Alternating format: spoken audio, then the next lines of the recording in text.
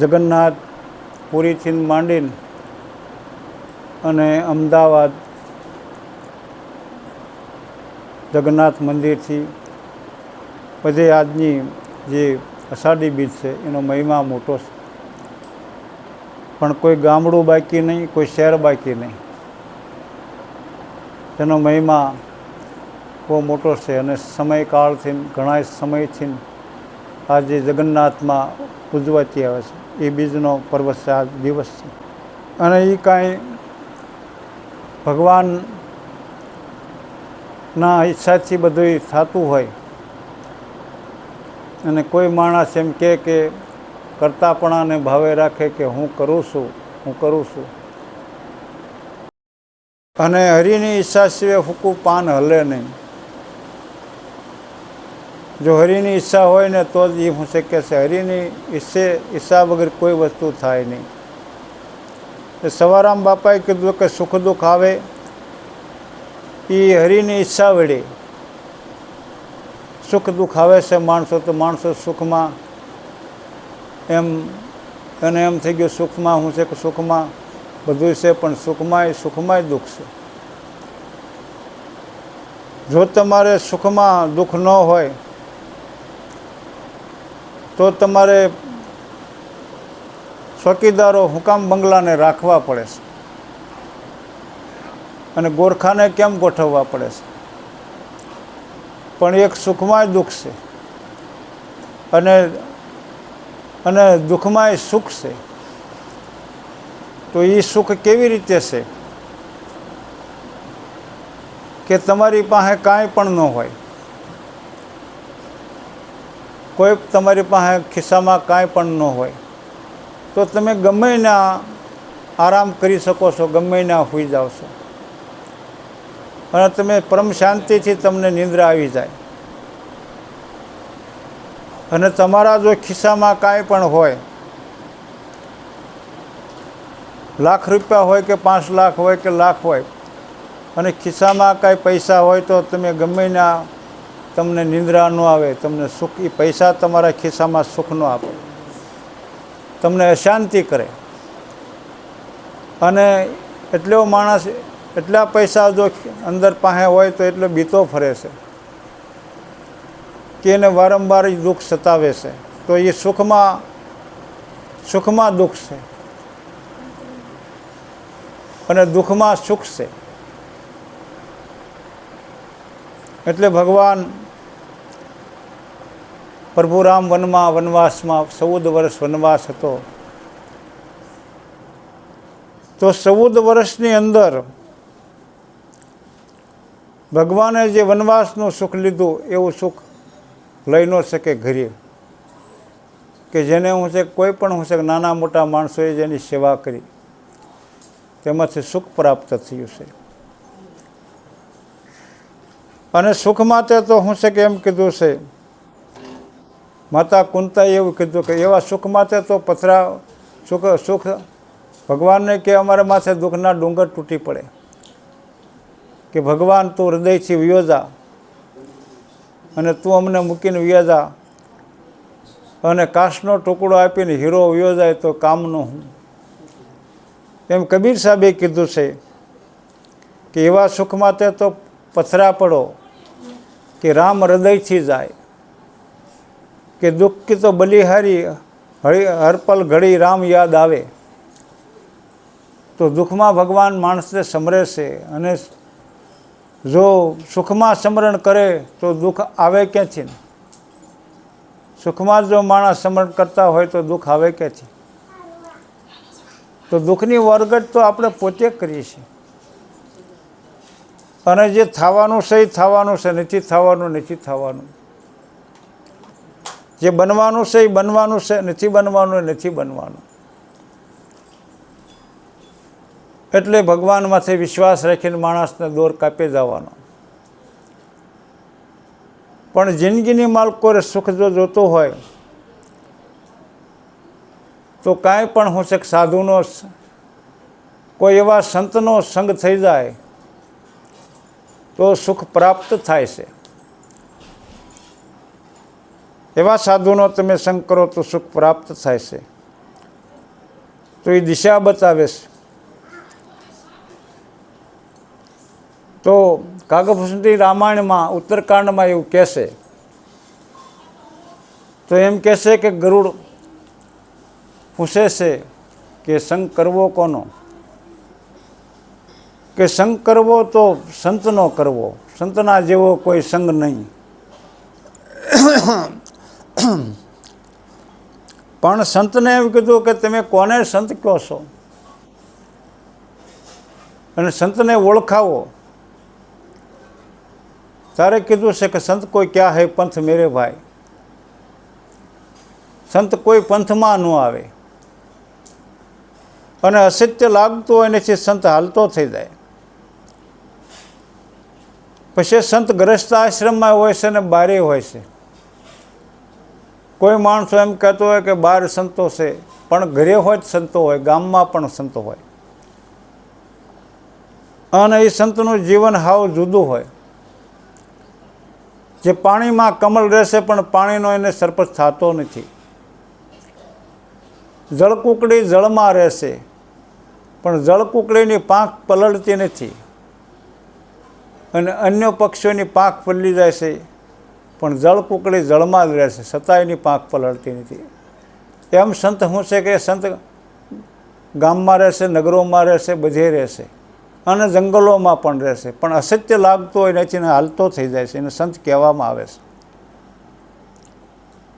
અને સંતને સંતપણા મફતમાં નથી મળતા. સંતને સંતપણા મફતમાં નથી મળતા, કોઈ ભરી બજારે વેસાણા.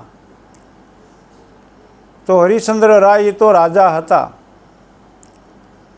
અને એને સંતપણા મફતમાં નથી મળતા, કસોટીના મૂળ સૂકવવા પડે છે.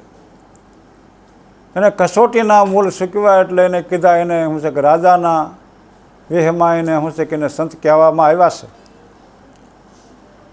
અને બીજો કોઈ એને વસ્ત્ર પહેર્યા નહોતા, રાજાના વસ્ત્રમાં એ સંત કહેવામાં આવ્યા છે.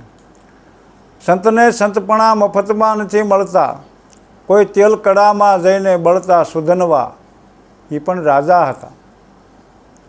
સંતને સંતપણા મફતમાં નથી મળતા, એના મૂળ સૂકવવા પડે છે કસોટીના.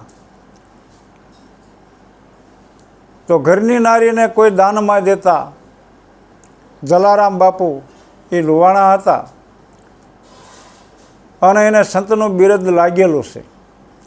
સંતને સંતપણા મફતમાં નથી મળતા, પ્યારા પુત્રના કાપીને સાધુડાને ભોજન ધરતા, શેઠ સગાળશા વાણિયા હતા અને કસોટીના મૂળ સૂકવવા પડે છે, તો એને સંત કીધા છે. તો સંત છે એ તો શું છે કોઈ પણ રૂપમાં હોય છે, પણ એ શું છે કોઈ ઓળખવાય નહીં. એને પોતાને સુરતા માણસોને જોઈ તો સંત ઓળખાય છે. કળશી બાપુને સંત કહેવાય છે અને ધના બાપાને ધોળામાં સંત કહેવાય છે. એ ખેડૂના કપડાં પહેરીને અને ખેડ કરતા છતાંય ભગવાને એને ભગવાન ઈશ્વર પ્રાપ્ત થયા છે.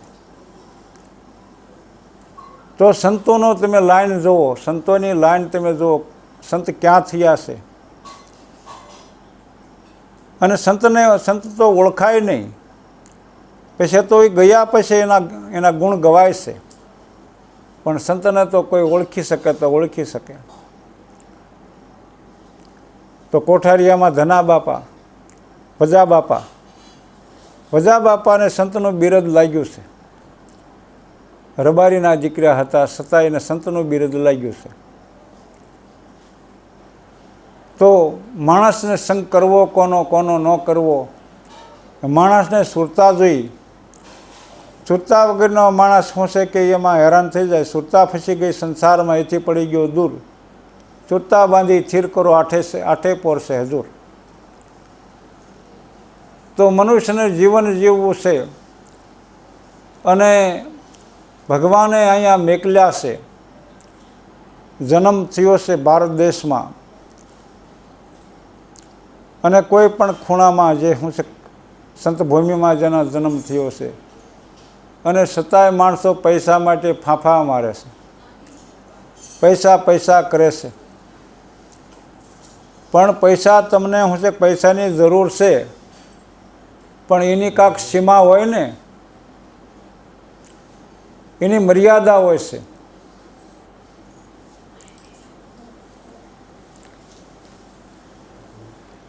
તો તમારે રહેવા માટે એક મકાન જોઈએ છે. તમારા સંતાનો માટે એક સંતાનને એક મકાન જોઈએ છે. પછી તમારા 10 બંગલા છે તો બીજા બધા બંગલા, 9 બંગલા પડ્યા રહ્યા છે. અને તમારે જો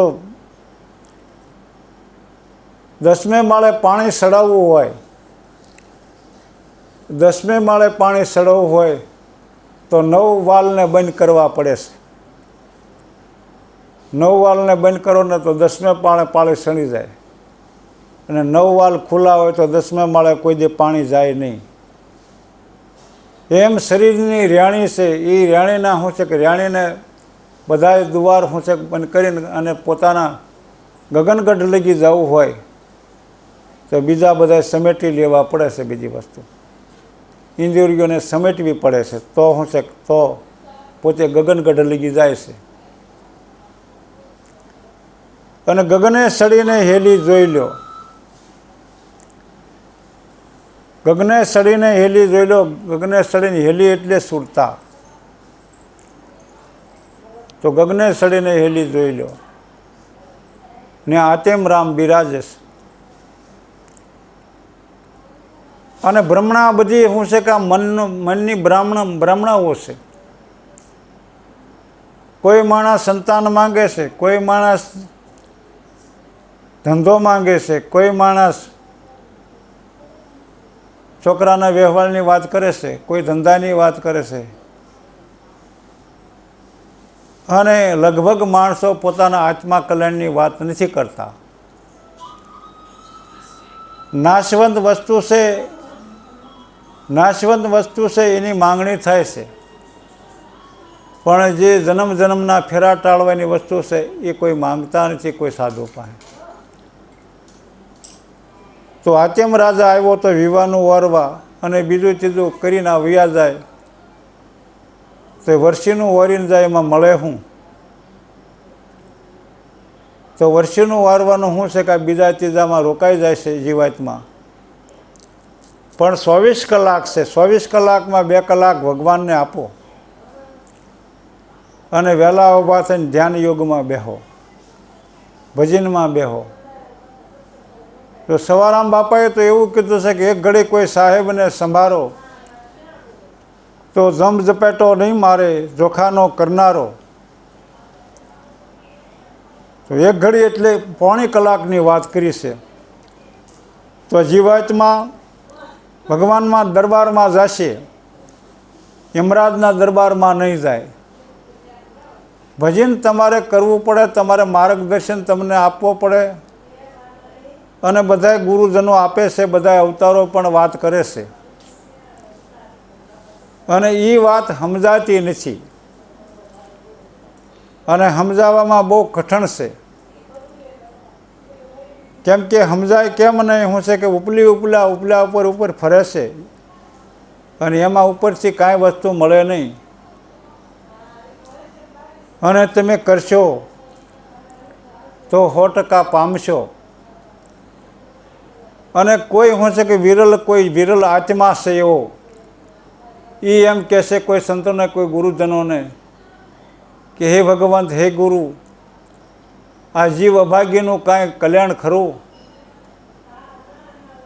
તારે એને કલ્યાણની વાત કરે છે તો કલ્યાણની વાત કરે છે તો એમ કહે છે, ગંગા સતીમાં કહે છે કે 21,600 કાળ ખાય પાનબાઈ. કે પાનબાઈ 21,600 શ્વાસાને જમે કરવા પડે છે, નકર બધાય કાળના મોઢામાં જાય છે. આ વીજળીને સમકારે મોતીડા પોરવી લ્યો પાનબાઈ. એટલે જીવન વીજળીના સમકારા જેવું છે. આ જોતરે જોતામાં દિવસો વયા જશે, 21,000 કાળ ખાય છે, અને હસલો આલ્યો જશે, અને ખાલી ખોળિયું પડ્યું રહેશે. એ પાનબાઈ વીજળીને સમકારે મોતીડા પૂરવી લો. એટલે જીવન વીજળીના સમકારા જેવું છે. આમાં ઘડે ઘડેમાં રાતને સોગડિયાને દિવસો વ્યાજ જાય છે, કોઈની વાટ નથી જોતા.